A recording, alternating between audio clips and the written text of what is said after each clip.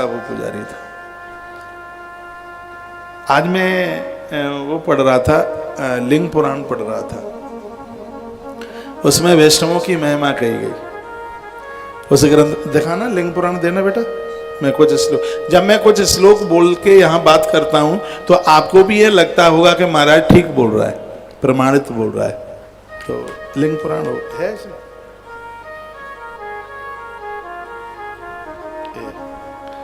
इतनी किताबें तो शायद वकीलों के पास भी ना हो। देखूं कहाँ लिखा था इसमें, आज ही पढ़ रहा था, मिल गया।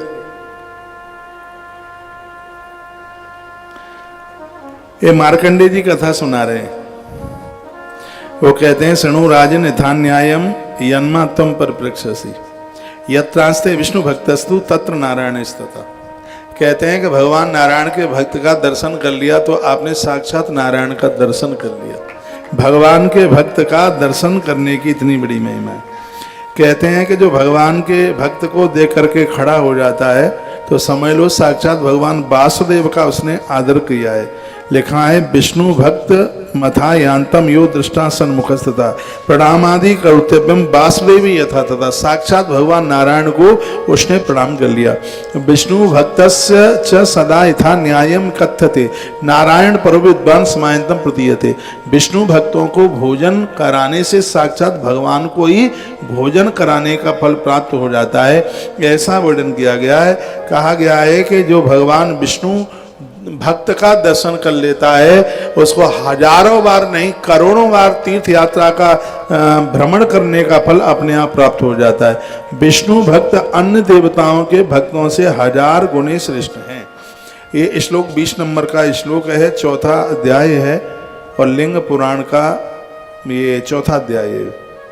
इसमें कहा गया है, विष्णु भक्त अन्य देवताओं के भक्त से 1000 गुना श्रेष्ठ होता है। जो तुलसी पहनता है, माथे पर तिलक लगाता है, एकादशी का व्रत करता है, गंगा जल लेता है, उसे विष्णु भक्त कहते हैं। लहसुन प्याज तक का भी परहेज करता है, उसे विष्णु भक्त कहते हैं। कहते हैं और देवताओं के 1000 भक्तों का दर्शन, विष्णु भक्त का एक का दर्शन इतना प्रभावशाली है। और आज मैं कहना चाहूँगा, मेरे व्यासपीठ के जितने भक्त हैं वह सब तुलसी पहनना शुरू कर दें, क्यों जब भी आप हमें मिलने को आएंगे, हम आपका दर्शन कर लेंगे, आपको देख लेंगे तो हमें 1000 बार नारायण के दर्शन करने का फल तत्काल प्राप्त हो जाएगा। ये लिखने के लायक बात है। सुन लो, पूरी बात सुनिए। और ये ग्रंथ मेरे सामने, बनावटी बात नहीं है, इसलिए मुझे कोई प्रश्न भी नहीं कर सकता। यदि आप एकादशी का व्रत करते हैं, गंगा का आचमन करते हैं, तुलसी की पूजा करते हैं, गौ माता को आप रोटी देते हैं, कंठ में तुलसी पहनते हैं, माथे पर तिलक चंदन लगाते हैं, तो ऐसे व्यक्ति का दर्शन करने मात्र से भगवान के 1000 बार दर्शन करने का फल प्राप्त हो जाता है। ये 20 नंबर के श्लोक में लिखा है। कहा गया है कि विष्णु भक्त सहस्रेभ्यो, कहते हैं 1000 बार भगवान के मंदिर में दर्शन करो, उससे जितना फल प्राप्त होता है एकादशी करने वाले व्यक्ति का दर्शन करने से। सुनिए, कंठ में तुलसी पहनने वाले भक्त का दर्शन करने से, माथे पर चंदन तिलक लगाने वाले भक्त का दर्शन करने से, और वर्णन किया गया है गंगा का आचमन करने वाले भक्त का दर्शन करने मात्र से 1000 बार भगवत दर्शन करने का फल तत्काल प्राप्त हो जाता है। ये लिंग पुराण में लिखा है। तो अब देख लो 11 की कितनी बड़ी महिमा है। आप में यदि एकादशी करने वाले लोग बैठे हैं और मैं आपका दर्शन कर रहा हूं तो मुझे 1000 बार विष्णु मंदिर में दर्शन करने का फल प्राप्त हो रहा है। और फल आपको भी मिल रहा है, ऐसी बात नहीं है तुम मुझे देख रहे हो, मैंने एकादशी की है। हाँ, और मैं तो 8 साल का था तब से एकादशी कर रहा हूं, तो इतना वर्ष हो गया और कभी टूटी नहीं एकादशी, धोखे में भी व्रत नहीं टूटा। तो आपको भी 1000 बार मंदिर दर्शन करने का फल प्राप्त हो रहा है। अब मैं कहना क्या चाह रहा हूं, सुन लीजिए। अब इससे आगे की जो बात कही गई है कि विष्णु भक्त का दर्शन 1000 गुना श्रेष्ठ है।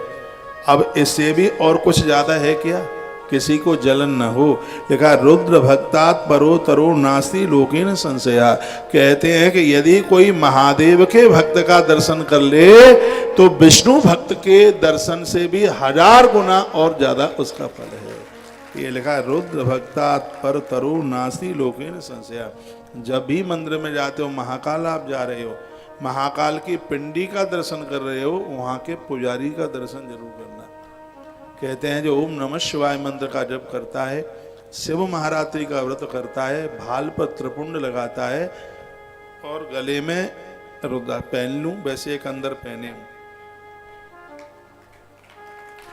एक बार देखना 1000 इंटू 1000 कितना हो गया। अरे देखो तो सही, अपने मोबाइल में डालो कितना हो गया। 10 लाख से ज्यादा हो जाएगा। 1000 इंटू 1000 करो। अरे करो ना, कितना है? पक्का? कच्चा तो नहीं है?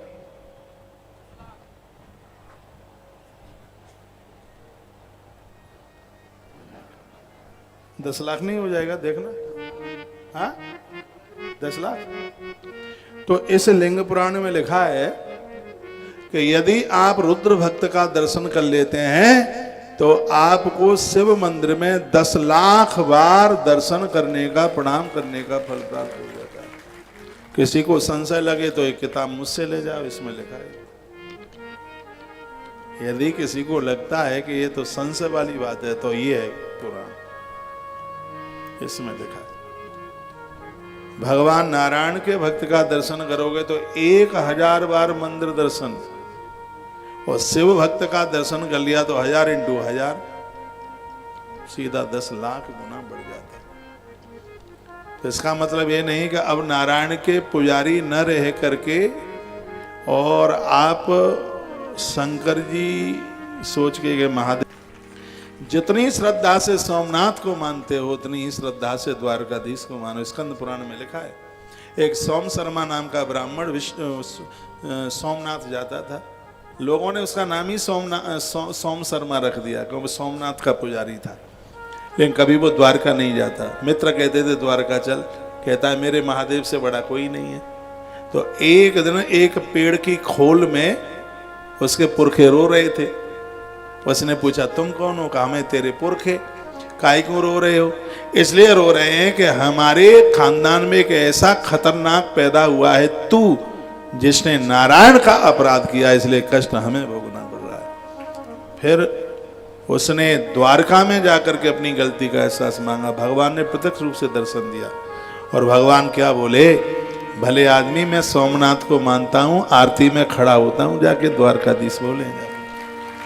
द्वारका बनी, भगवान श्री कृष्ण सोमनाथ प्रभु से अनुमति लेने को गए थे, आज्ञा लेने को गए थे। स्थान पूछा कि मथुरा में दिक्कत है, गरुण जी ने जगह परखी, सोमनाथ भगवान ने अनुमति दी, तब श्री विश्वकर्मा जी ने कृष्ण भगवान के खड़े रहने पर श्री द्वारका बना करके तैयार की। ये हमारे ग्रंथों में लिखा है। ये बात को जिंदगी भर नहीं भूलना। मैं रुद्राक्ष और तुलसी दोनों पहनता हूँ, मैं सालग्राम और नर्मदेश्वर दोनों का पुजारी हूँ। ये कथाएं तो सुन रखी हैं, जो हरि और हर दोनों का पुजारी है।